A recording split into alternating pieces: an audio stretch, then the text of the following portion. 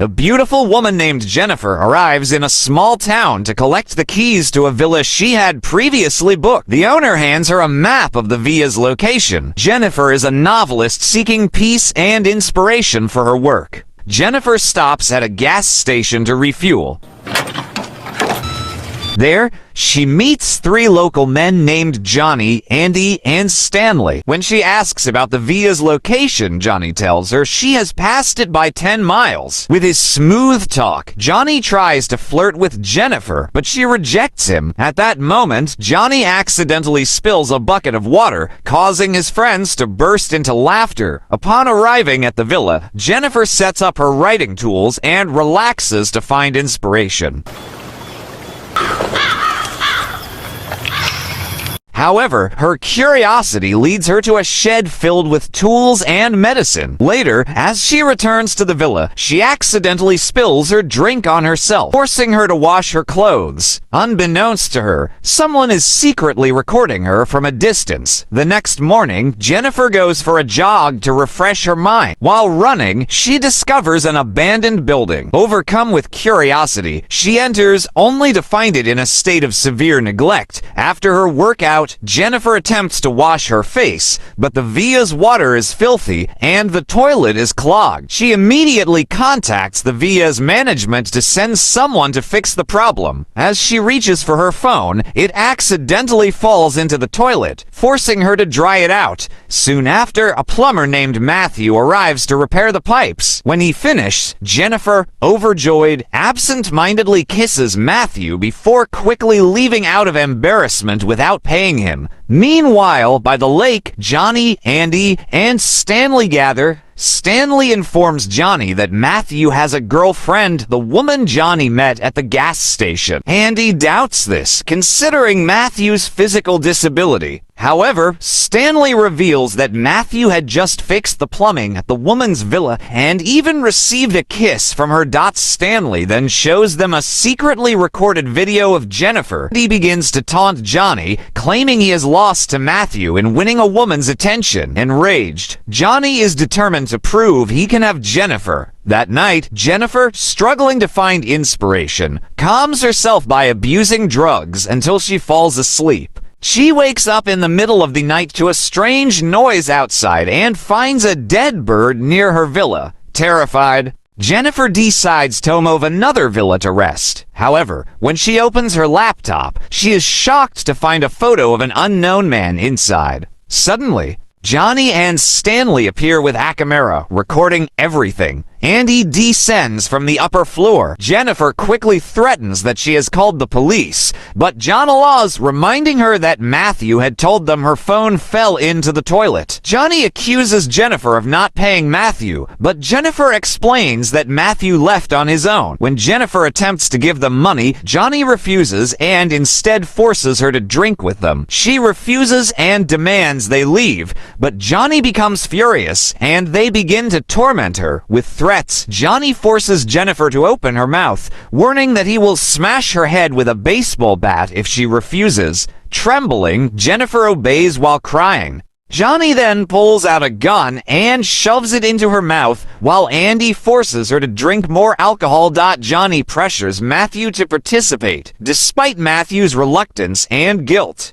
Seizing the opportunity, Jennifer smashes Johnny's leg with a bottle and sprays Stanley's eyes with pepper spray before running away barefoot. In the forest, Jennifer is fortunate to encounter 2 hunters who turn out to be the local sheriff and his deputy. The sheriff sends his deputy home and promises to help Jennifer. They return to the villa to confirm the attackers are still there. Armed, the sheriff inspects every corner of the house and finds numerous alcohol bottles. As he continues his investigation, he also discovers remnants of the drugs Jennifer had used earlier. However, instead of helping, the sheriff begins to act suspiciously.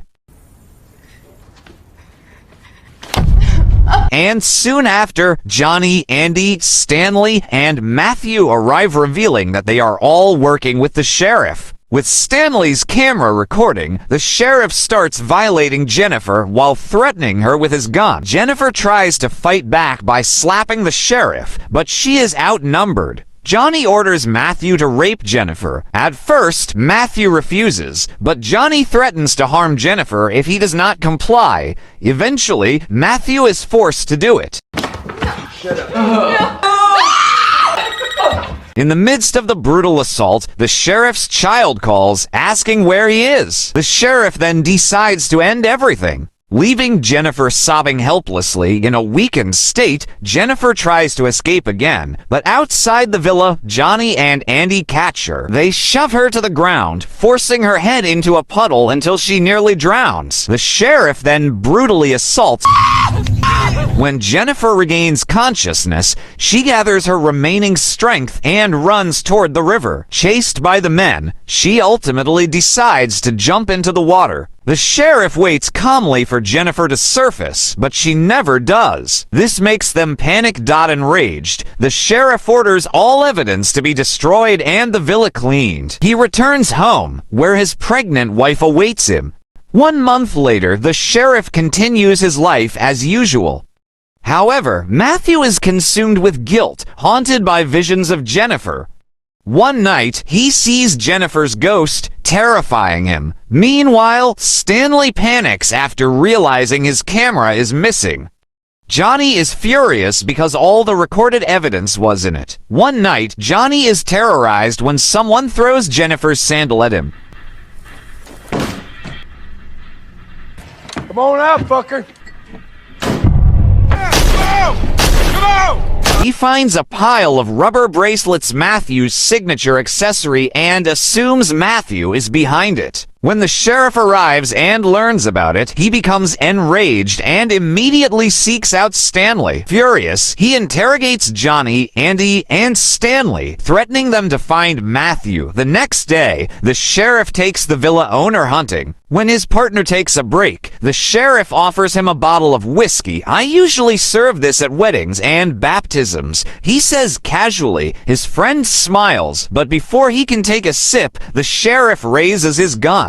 Sooner or later, he would have started asking questions about Jennifer. Meanwhile, Matthew mourns by the lake near the villa. Suddenly, he hears Jennifer's voice, startling him.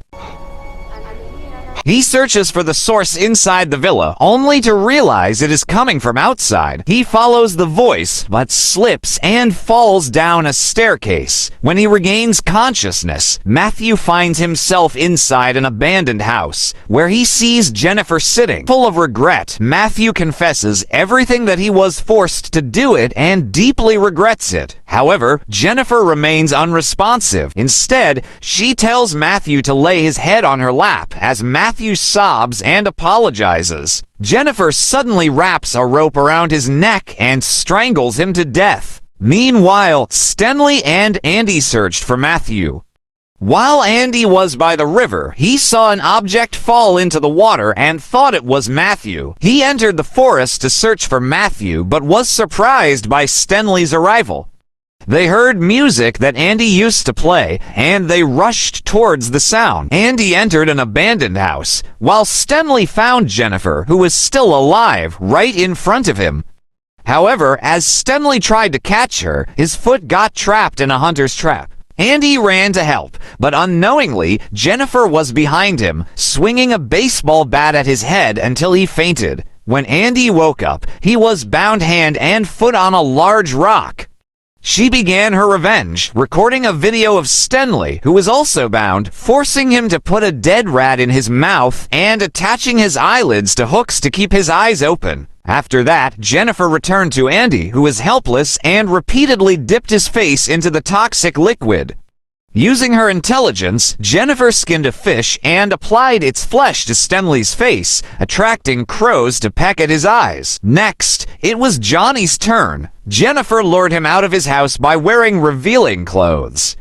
As Johnny approached, she hit his face with a metal wrench until he fainted. When Johnny regained consciousness, he found himself bound and naked. Jennifer began torturing him, pulling out his teeth one by one, and then brutally shot him in the mouth. Meanwhile, the sheriff, who had just returned home, received a call from his wife. She mentioned that one of their daughter's teachers had asked to take their child to the park. He rushed to meet his wife, but it was too late. Their child had been taken to the park. He rushed there, but the park was empty. No one was there. As the sheriff was about to return to his car, Jennifer suddenly appeared in the back seat and hit his head until he fainted.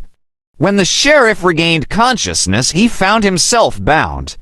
A gun had been planted in his buttocks with the trigger connected to Matthew, who is also unconscious. When Matthew finally woke up and moved, the rope connected to the trigger was pulled and the shot instantly killed the sheriff. Jennifer was truly a psychopath.